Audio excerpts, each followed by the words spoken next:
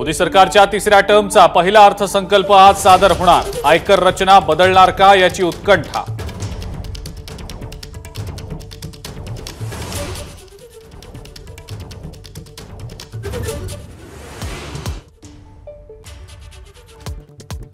विधानसभा निवडणुकीच्या तोंडावर बजेटमध्ये महाराष्ट्राला काय मिळणार? रेल्वे मार्ग, नव्या गाड्या आणि पायाभूत सुविधांसाठी निधीची अपेक्षा।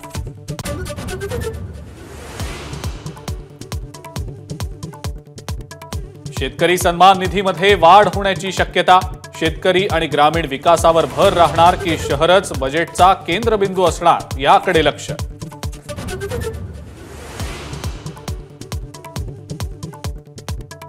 अर्थसंकल्पात महाराष्ट्राला 50 नव्या रेल्वे गाड्या मिळण्याची शक्यता। MMR रिजनमध्ये 6 नव्या टर्मिनसचीही भेट मिळण्याचा अंदाज।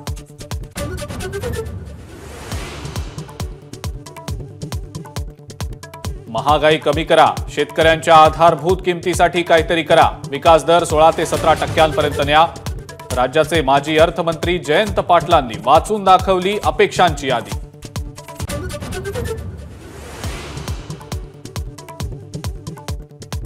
मुंबई ते पुणे रेल्वे प्रवास होणार वेगवान। कर्जत ते तळेगाव दरम्यान नवा रेल्वे मार्ग उभारण्याचा विचार। सविस्तर अहवाल देण्याची अधिकाऱ्यांना सूचना।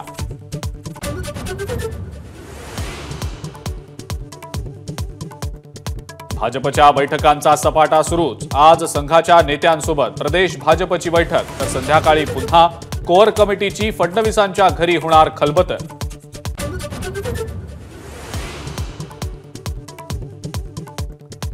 राष्ट्रवादी आणि शिवसेना आमदार अपात्रता प्रकरणी आज सुप्रीम कोर्टात सुनावणी। निकालाकडे दोन्ही गटातल्या आमदारांचं लक्ष।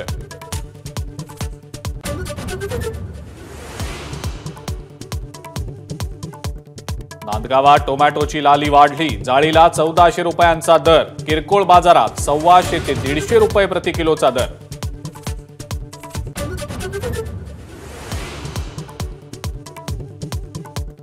मुंबईला पाणी पुरवठा करणाऱ्या 7 धरणांमधला पाणीसाठा आता 53%वर। तानसा 91% भरलं, पण अप्पर वैतरणामध्ये मात्र फक्त 18%च पाणीसाठा।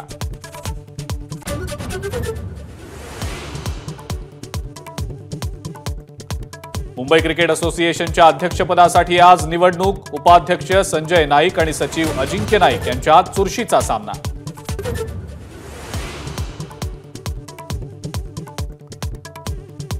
आणि पुणे आंतरराष्ट्रीय चित्रपट महोत्सव यंदा परदेशामध्ये होणार।